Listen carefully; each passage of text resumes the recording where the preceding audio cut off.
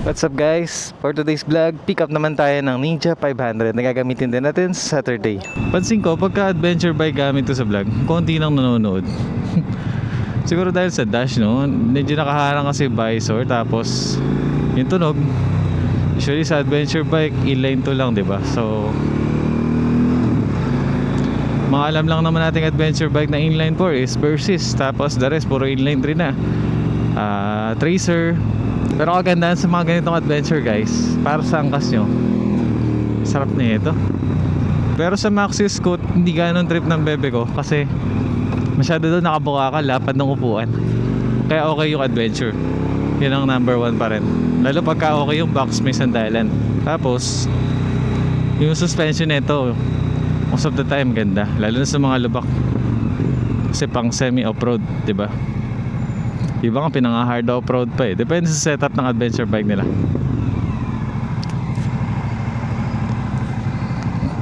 Problema lang sa ganitong adventure bike is ang bigat. Alam sa traffic, pero okay naman pag maandar na. And next tayo ulit. Punta tayo ng Bukawi, malapit sa Auto Garage. Kasi doon po located yung Ninja 500 na tropa rin sa Auto Garage. Yung naririnig nyo po ngayong exhaust na itong bike ay B2 engine. So parang inline to siya sa parallel twin, pero B2 ang tawag. Tapos naka slip on exhaust lang tayo. Ito yung tunog nya. Barumbado, rumble sound. Sa andaling ikembot at i-banking ng ganitong adventure bike.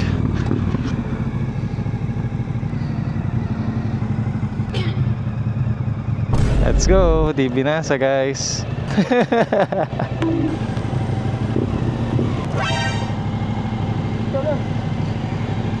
Hassle ah.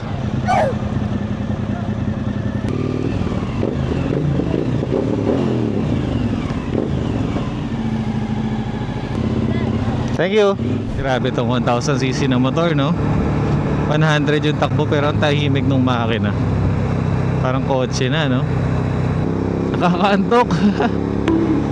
Pero layo marating mo pagka ganito yung ano, tunog ng makina, kalmado. Tapos yung position mo, relax. Pati yung angkas mo, alam mo hindi nahihirapan. Tapos yung mga gamit nyo, safe kasi naka-box, diba? Hindi naka-bag.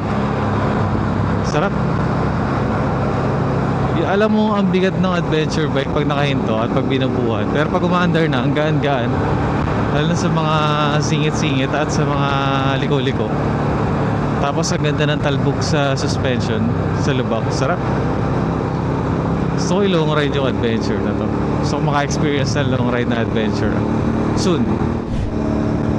Relax na relax sa biyahe lang, no? Malayong malayo sa mga takbuhan sa Z1 at sa 6R. Pero papalag din to ng ganong acceleration guys. Mabilis lang to. Ay, mabilis din to, pero pang relax kasi yung bike eh. Kahit may ganong power, mas ibili yung mag-relax eh. Siguro for ano na lang yan, pag kailangan sumingit gano'n, or kailangan bilisan ng konti dahil hindi ka komportable sa mga kasabay mo sa daan. Pag gano'n na lang siguro yun. Nasa harap na po natin ngayon ng Kawasaki Ninja 500. Tulungan lang natin si Boss Jtol mag-atras, tapos dito tayo diretso. Yung first impression ride natin to. Tapos next, try din natin yung Ninja 400. Compare natin. Kamusta yung feeling na additional 100cc sa motor? Or bawas 100cc? Kasi ang una ko matatry etong Ninja 500. Nakalimutan ko na yung feeling sa N400, kaso hindi ko na try lately. So mauna nating i-testing yung Ninja 500 sa likod. Alright, let's go. Keyless, isang pindot pagitna, tapos ignition. Boom, galing sa Bistrom, sobrang gaan. Kakaiba yung sport bike na to. Nakababa lang yung kamay ko, hindi ganun kasubsob. Hanat, relax. Pero nagigrip pa rin natin yung tangke kahit ganun. Wow, pogi rin natin dito, no? Basta patulis eh, at may pairings yung motor, pogi eh, no? Pucha, nakakatakot yung tunog ng Bistrom ah. Umikot lang kami for our U-turn. Yan, so dyan po tayo nag-meet up at nakipag-swap ng bike. Ay, nag-pick up pala.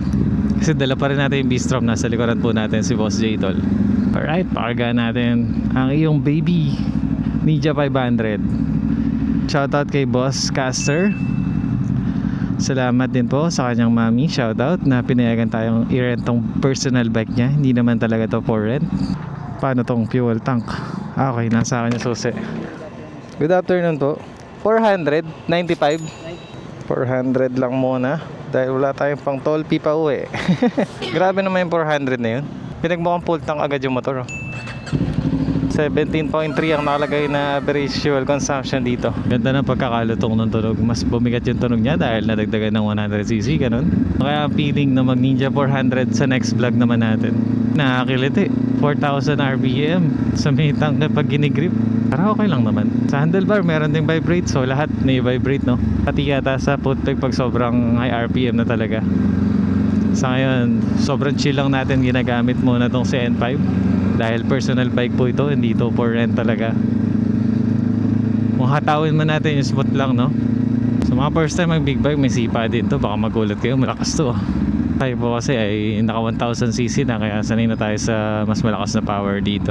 Pero nung first time ko mag big bike, ako grabe, sobrang saya ko sa bilis ng ganitong mga bikes. Na-explain ko ngayon as pagka highway lang, 0 to 100, kahabulan lang kayo sa mga ganyang kalsada. Pero pagka nasa expressway na, ayun, doon nakaiiwan ng mga 1000cc. Yun lang, medyo napo-forward ako sa tanke. Yung pag-upo natin, puan niya malambot naman pero parang maliit, no? Siguro nagmukhang maliit dahil galing ako adventure bike. Oh, may nagsushooting. Si Piolo ba yan? Parang ang bait-bait ko pagka ganitong bike yung dala ko. Pakita na sa inyo yung Ninja 400. Ay, 500, sorry. Nagagawin nating black, stickeran lang natin to ng black. Kagaya na ginawa natin sa 6R at Ninja 400. Nakalito. Konti lang yung greens, bilis lang to. Naka Leo Benz pala to. Leo Beans na exhaust at okay pa naman yung mga gulongs niya. Grabe, tagal talaga. Ano nangyari dun? Ang vibrate. Teka. Nakikiliti ako. Wala na, iniwan na tayo ng 1000cc. 6 gear na ako, ba't na-vibrate pa rin? Nakakiliti. Shoutout ulit kay Caster. Maraming salamat sa pagpaparent mo ng iyong personal bike. At syempre in behalf of Auto Garage na rin dahil na-vouch tayo para pumayag si Caster. Parang medyo inaampas ng hangin si Ninja 500, ah. Parang gumagana siya, oh. Yuko nga tayo. Ayun, may taguan. Pwede tayo yumuko, oh.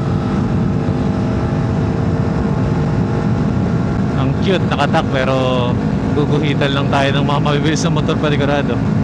Lakas ng hangin. Inaalog yung Ninja 500 sa takbong 100. Naninitpicks ko or nakikritik ko si Ninja 500 kasi naka-experience na tayo ng mas premium at mas malakas na motor, mas mabigat, mas stable na bike, diba? Mas safe for us. At ito po si Boss J-Tol kasama natin, nag-pick up. Salamat Boss J-Tol dahil available ka para pick upin natin itong Ninja 500 na gagamitin mo bukas. Siya po yung magiging rider na ito. Kaya bilag lang muna natin. Vibrate niya kahit 6 gear, which is normal. Kung first time mo mag big bike, hindi mo naman siguro iindayin yun. Konti lang. Alam mo, medyo parang inaalog-alog yung bike. Kahit na steady lang naman tayo. Kaya magiging feeling ko sa Ninja 400 na older version na ito mamaya. Or sa susunod na vlog. Kasi yun yung i-upload natin. Pababa, no? Dapat nag-start sa Ninja 400. Butik nag-start sa 6R. Wala tong quick shifter. All manual to. 1 down, 5 up, 6 gear. 500cc. Mabilis na yun, guys. 400cc lang, mabilis na. Nagto 200 ng 400cc, guys. Tagal nga lang, kagapangin.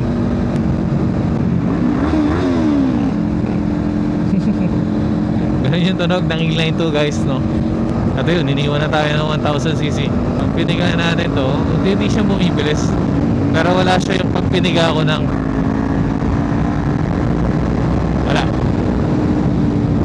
wala.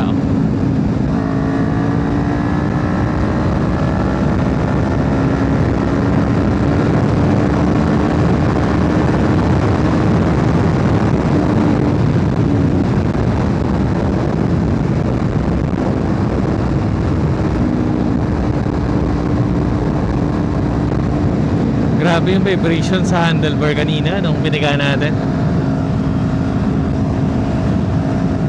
Dahil sa ayoko na ng vibration, di ako makapag downshift para makukuha ng power. Rev match. Angas.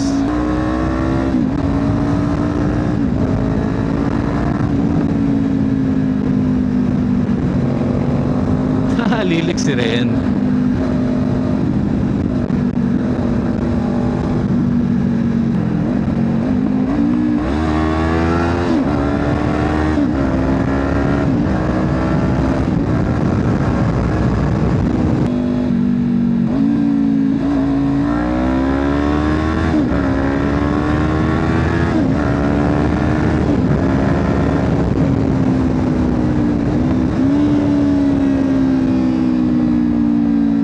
Cute.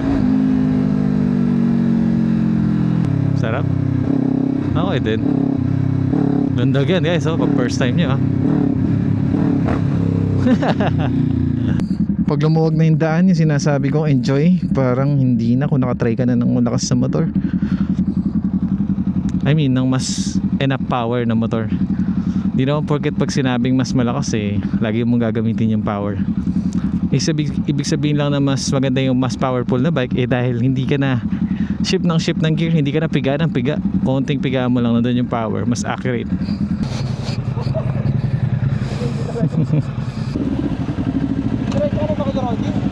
Bye boss, ito.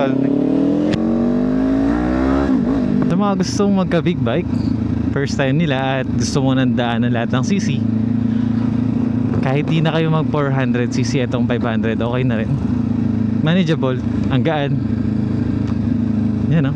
Pero syempre kung first time nyo umawak ng big bike, medyo may bigat na siya ng konti compared sa mga sniper, sa mga raider. Pero pag umaandar na, gaan ito compared sa mga ginagamit namin na iba na Z1000, adventure bike na Bistro 1000. Grabe yung mga bigat nun guys. Talagang maaalangan kang gumilit basta-basta, hindi pwede. Kailangan gigiliran mo, pwede kang makapagtulak, hindi pwede paahon, hindi pwede palusong. Kasi mahirap yung maniobra. Ito pa nga lang magaan, atras sa bante ka na Paano pa yung mga ganong sobrang bigat, mga 200 plus kilos. Ito mga nasa 170 kilos lang ito, mga ganon. Gaan Tapos fuel consumption, hindi kayo masyado mabibigla kasi 20 plus pa rin naman. Pwede nyo pa rin ipan daily at the same time ang pogi nyo dito. At shoutout natin ulit si Ian Benedict. Eto, singit natin to.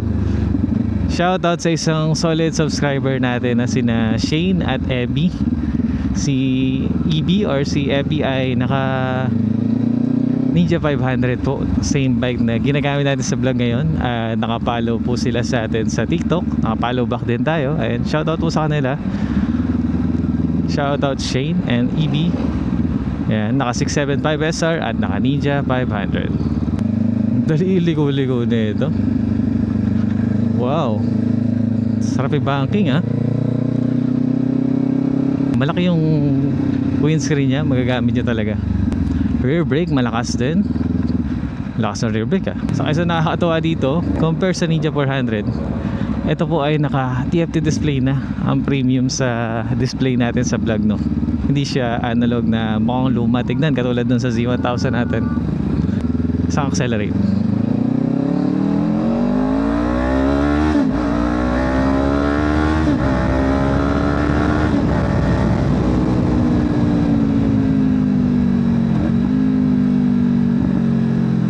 sarap din.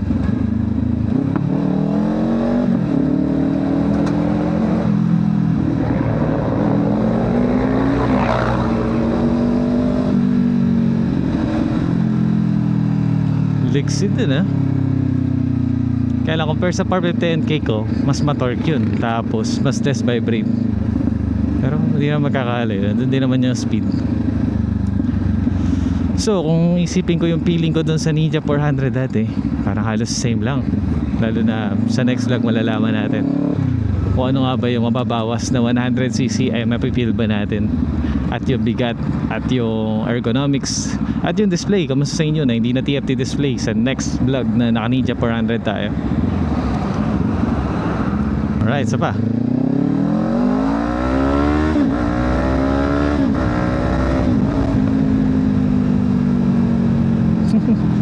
Makakadami ka talaga ng shift ng gears eh.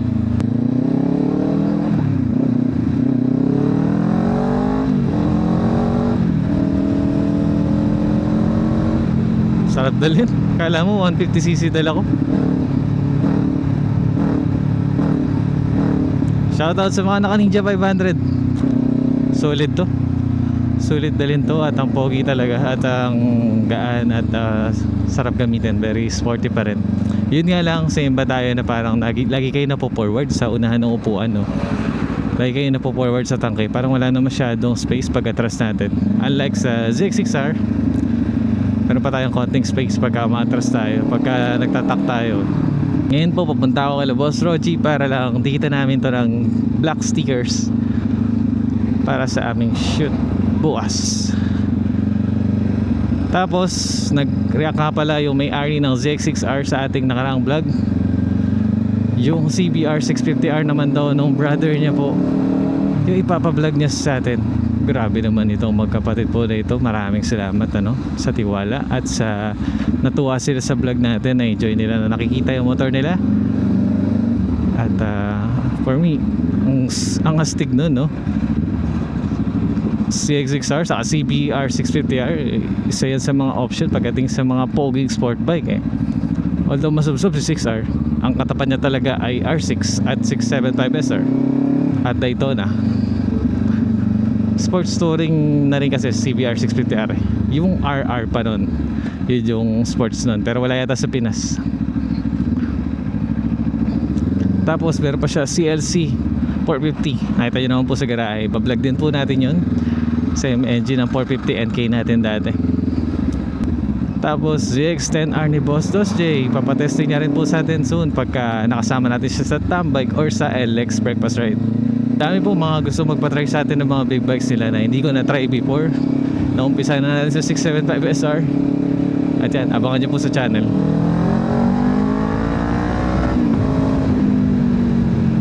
Ganda rin ang tunog eh. Taradadadum-dum-dum.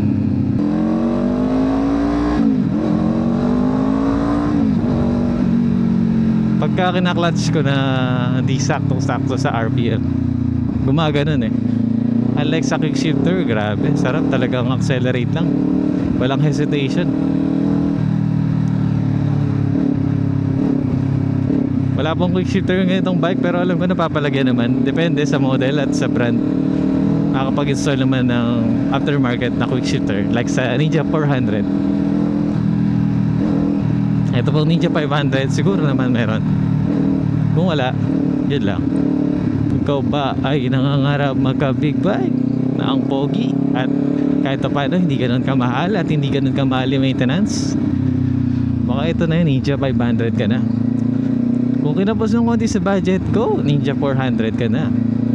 Alam mo yun sa next vlog kung ano nga bang mas okay piliin for second hand or for your first bike na 400cc entry level big bikes para makapag-decide ka. Di man tayo masyadong maraming specs na binanggit, pero mga basic impression at opinion lang po. Sana yung makatulong at napanood nyo yung bike dito sa vlog natin. Kung ano yung feeling na i-ride to, sana po yung nakatulong. Thank you for watching guys. See you on the next vlog.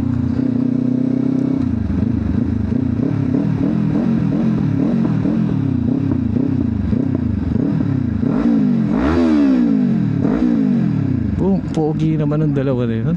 Yung 6R ni Boss YRB at yung 6R ni Boss Roji.